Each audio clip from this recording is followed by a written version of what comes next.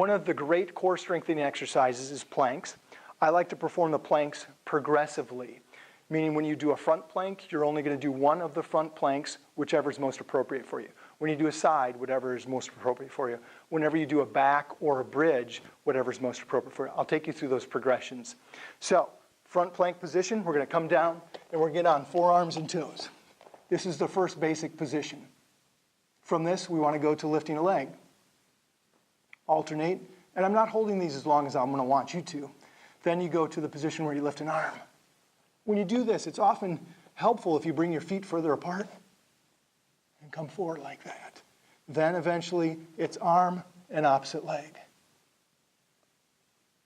Moving into the side plank, we're going to go to this position. I like the feet stacked for this one. We're going to come up here and hold. Some people prefer their hand up here, wherever's comfortable for you. Then the progression of this is lifting the leg and holding. The next one is the inside plank, where you take your top leg, you put it in this position, you bend your bottom leg or your knee to 90 degrees, and you come up like this. The biggest error I see in this one is people bring their hips back. You want to be nice and straight, nice and tall. The back plank, perform this way or bridge, knees bent almost to 90 degrees, and then from this position, crossing your arms on your chest. I prefer that to this. If you need to, you can put your arms down here. This gives you some support. The preference is you're up here and you have to work a little bit harder.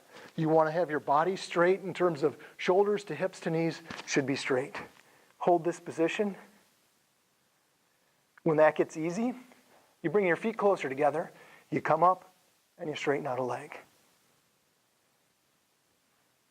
Obviously, you want to work both sides symmetrically. And then eventually, as you get stronger, you take your feet out as far as you can and be able to lift the hips up. That's about as far as I can do. I'm going to come back a little bit so I can demonstrate a little bit better. So from here, I'm lifting my hips up, and then I lift the leg up. Since my feet are further out, they were here before, they're here now, that makes it much more difficult to perform this exercise.